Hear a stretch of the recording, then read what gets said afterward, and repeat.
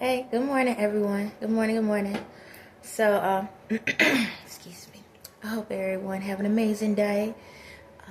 Yeah, you know, the routine. Right now I have this title as A Villain Gets More Love Than a Victim, something like that, okay?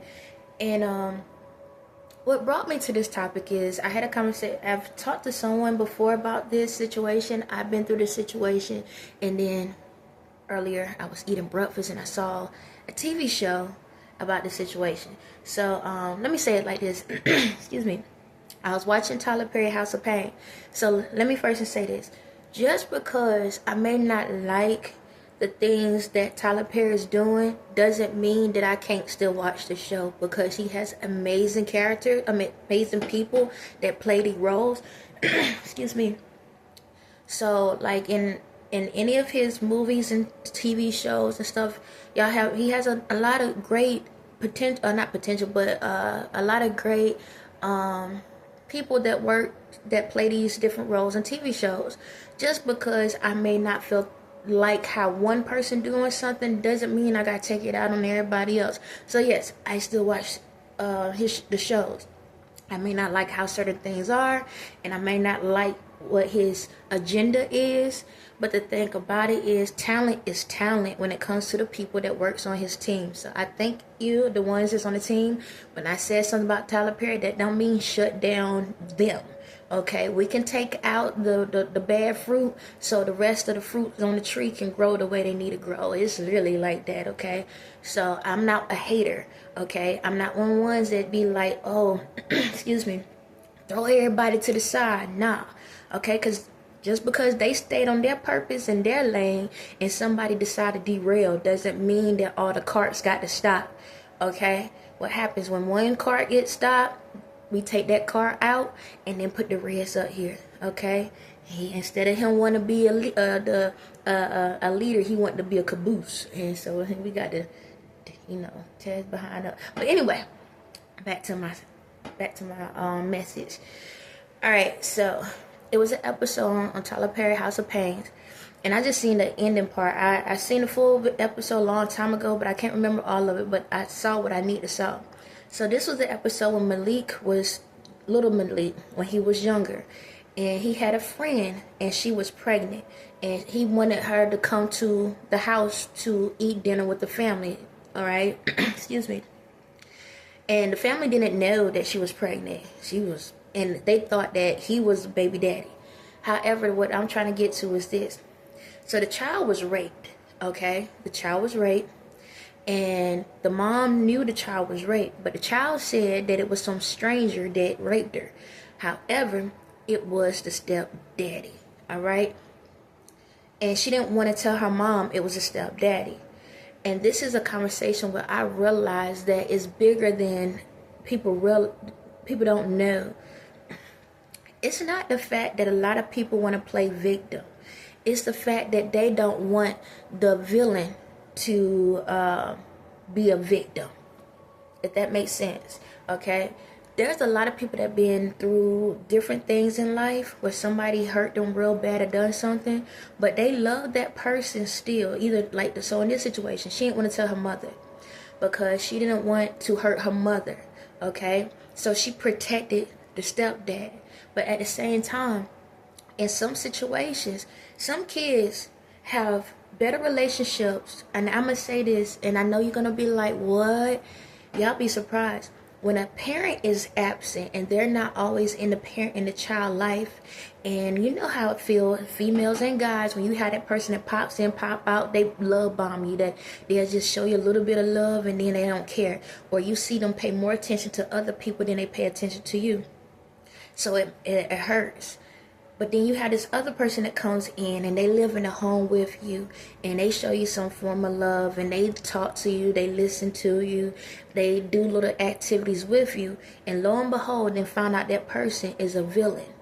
And now they end up doing something they shouldn't do to you. What happens is you have a split difference. Well, one part, you want this person to get in trouble for what they done. But the other part is you want to realize that they love you better than the one that helped you come into this world. And it's like what is it? I guess in a way it's called like trauma bond, but it's like at the same time it's like you bonded with this person because you felt some form of love from them that was more than the person that you expected to hold that position. And you decide that you don't want to tell on that person because deep down you're looking like they did more for you than anybody else done for you. That's why they call it trauma bond.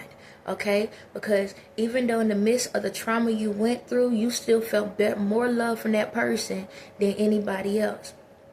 Okay, and that's what happens. It ain't the fact that that person is weak, and it ain't the fact that that person is scared. It's just, how can I hurt somebody that, how can I tell on someone that actually was there for me more than the other people? And yeah, they did something that was horrible, that put my life in jeopardy or put my life in something, but at the same time, how can you go against somebody that did more for you than the ones that was around you? Okay, it's like that. Am I saying that it's okay to accept? No, but that's why a lot of people wait years before they finally tell the truth. So for example, I went through a situation like that where when I was younger, I was getting touched on, okay, by a guy that told everybody that he was like my godfather and all of this and that. But they didn't know that this man was always talking sexual to me. They didn't know that this man was trying to groom me to be, he wanted me to be his side piece, okay? He thought if he would give me money and he would do these nice things, because at first it was genuine, I thought. But later on, it was his way to get in. So he would do like little nice gestures and stuff. When I used to, this is the guy I told y'all I used to work with. When I used to work with him, he was always telling me how I was there more than his own kids was. He was like, you was there more than my kids was. You care more about me when everybody else didn't want to work. You still work and stuff like that. And what happened was he started catching feelings for me, but he's old enough to be my daddy or my granddaddy, just about. And he was catching feelings for me. So I didn't know the signs at that time because, again, I'm a kid. Even though I was a teenager, I was a little naive to a lot of things because I didn't, I didn't know what was going on around me. I knew some jacked up stuff was going on, but I didn't know what it was. And so when I used to work, sometimes he'll give me extra money or whatever, but just to let you know, I worked. Not prostitute, not get my body out, none of that. I literally worked. I just did extra work to help him, whatever. Sometimes when he was tired, I'll pick up the weight and stuff, whatever like that. But later on, like a year or so later, I'm older now. I'm getting close to it. Now I'm about to graduate. And he started doing little things. And it was like, hold on, what you're doing? And he would say certain things to me. And the thing about it is, I had looked up to him as a father figure because I didn't know what one looked like. And I thought this is what it's supposed to look like. But then later on, he started doing little things, trying to touch on me. Oh, let me give you a kiss. But I wouldn't allow him to kiss me on my lips or anything. But he tried. Or he'll get into an area where nobody, like there's no windows, and be like, give me a hug or something like that. Now, I'm in a position where I'm nervous, I'm scared, because it's like, you're doing a little too much. It wasn't that I was dressing provocative. I dressed like a dude, straight up dude, okay? Baggy pants and all. So it wasn't the fact that I was in a position where I wore clothes that was provocative. Y'all even see me now doing this. I have like a little pot, and I'm like that's literally how I've always been. So he started doing little things to the point that he was making me uncomfortable. But I couldn't tell my mother. Because one, it was a thing where he was doing stuff for her, and I was like, man, I don't want to cause no rift, because I don't want her, because she don't have a regular job at this time, and I'm like, I don't want her to lose out on the opportunity for the, get little change that she needed at the time, even though I didn't know they was all setting me up, by the way. However, I don't want her to lose out on the little change she can get, because she was working with him as well. And so I couldn't say nothing. But like I said, I got older, got my own place. He started coming and popping up at my place out of nowhere, trying to touch me, do different things. And it got to a point that I would have to ask somebody, hey, can you come by my house or whatever. It's like, it was weird. Like, I could end up having somebody close by. out of nowhere start getting to the point that it was like good timing. So what I'm basically saying is I didn't want to say anything.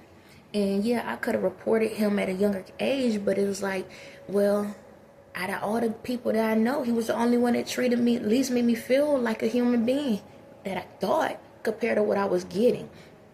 And he was teaching me a lot of things. He was teaching me certain things about life and stuff like that from a male perspective. But it just got where it got a little more sexual with the conversations, which is like, I understand in one sense, but I know you're telling me things because you want to benefit yourself. And that's where I had a problem. It's like, I understand as a man, as a father figure, telling a daughter type, about life and about how men operate and stuff. But when it gets to a point that you give me subliminals about how to do certain things with you, we have a problem. But the thing about it is, it took me a long time. You see the videos, that's how long it took. Now, I did tell my mother once I was like in my 20s, like, what was it, like in my 20s or something. I told her, but she ended up taking his side or whatnot. And that happens too. So basically what I'm saying is, it ain't so much that we are trying to be, how can I say it, where we just wanting somebody to do something to us. It's just the fact that if there's a Richter scale of love and you feel it from someone, it's hard enough not to appreciate it. Because how can you appreciate love from someone, you don't want to throw the love away from someone, even though they did something that was really bad, and then you go back into a world where you don't have it anymore. So, and what I'm trying to say is, you got to love yourself at the end of the day, and then you should be fine. But I just want to say to the ones out here, I know that it's hard to tell on someone that giving you something that you haven't received from anyone else, but you also have to realize that you got to love yourself more than you love that person. Because if you don't allow yourself to heal, then, this is the issue. Now, don't get me wrong. I want to say this, and I know y'all gonna be like, what? People do some horrible things out here, right? And that evil spirit can control a lot of people. If a person has done something, and and you have told the truth about them, and you say, hey, you done this and you done that, if the person went through the karma, went through the stuff to understand what they done wrong, I ain't saying you can't be able to communicate. I ain't saying you gotta be best friends or whatever. And who knows, you might can have a communication with that person because you realize where their pain came from. Because it's a possibility what they did to you is exactly what somebody did to them. See, a lot of times when we go through different things in our life, it ain't the fact that this was new to us, it was taught to us. See, grooming is taught either from the TVs, from the music, or sometimes from personal life experiences. And sometimes that's what happens. People just do to you what has been done to them. It's like a demon. Like I said, like before, I tell you, it's like a drug. A drug or a drink. You go to the meetings and ask and pray, please don't let me go back into this world. But you got to be able to tackle it. You have to acknowledge, like, I didn't just come up with the idea. The idea was given to me. Okay, does that make it right? No. But we all have struggles. We all have things that screw with us some way, some form, some fashion. Am I saying that it's okay with what they done? No. They need to go. Whatever they done, if they got to go to jail, they got to go to jail. If something's taken away from them, something's taken away from them. Whatever. The karma for that life, whatever they done, they got to go through the healing process. And it's up to you to decide, once you see that they are fully healed, it's up to you to decide, yeah, this may have happened, but I can still communicate with you. I can still talk to you or whatever. Or you can keep it pushing. It's up to you. If I'm gonna say this, if you're not, we supposed to forgive, okay? But a person you can't forget, and what I mean you cannot forget is this: Until the person go through the learning lessons, that's why you can't forget. But when they go through the learning lessons of that situation, then you can let it go. You understand? Let me break that down again. So, in a situation, if a person was a rapist, right? Who knows? They could have been raped as a kid. And now the only way they can get that energy out is by them doing it to somebody else. Is it the right way? No. But they feel like maybe if I do it to somebody else, I'll understand why that person done it to me. That's what a lot of people do. Ain't that why y'all people cheat? Somebody cheated on them, so now they want to see what it feel like to cheat on someone else. Because in order to understand, you have to understand. Is that how we supposed to do in this world? No. Because you cheated on yourself. You're raping yourself. You're stealing from yourself.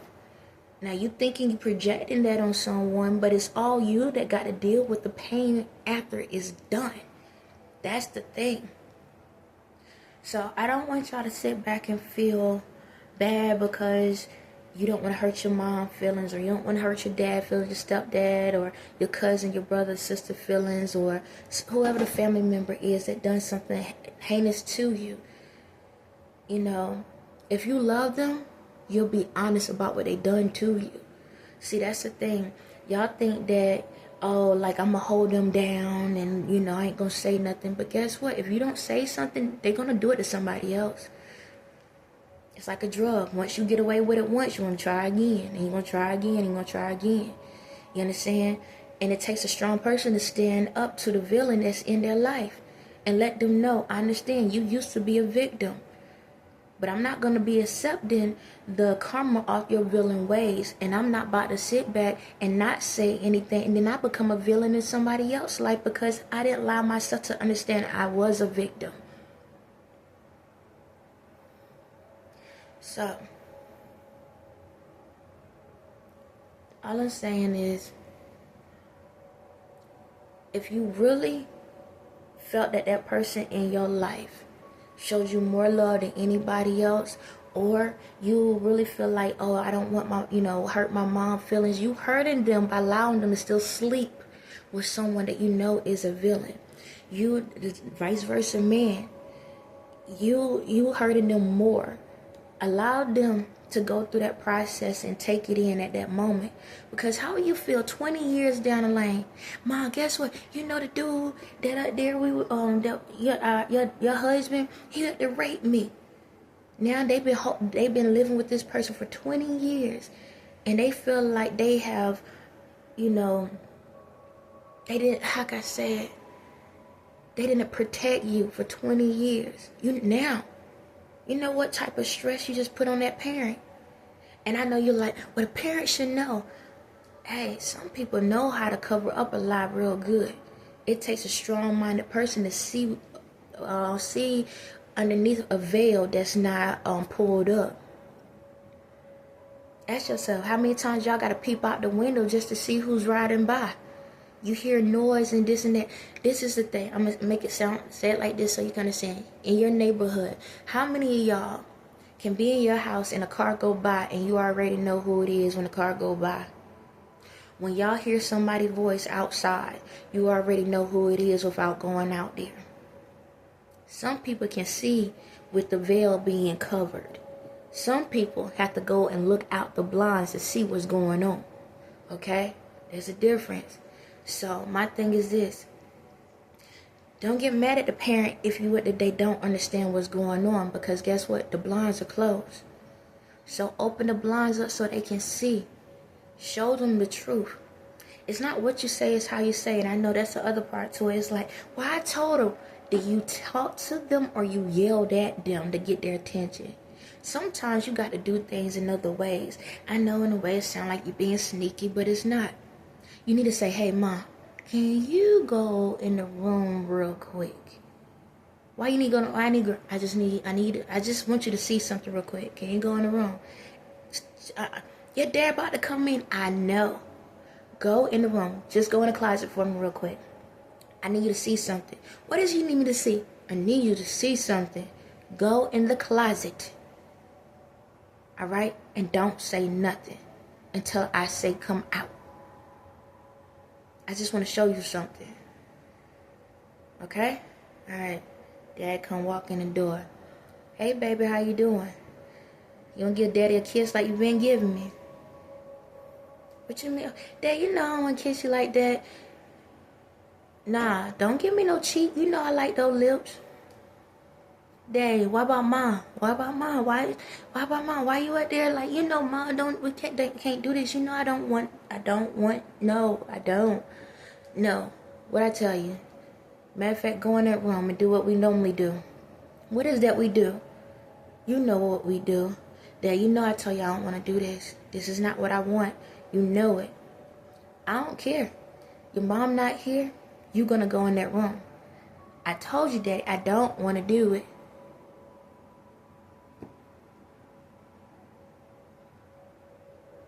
I don't care. You go in the room. As soon as the door try to close, Ma, come out. There you go. You ain't got to sit there and convince something because you already showed them something.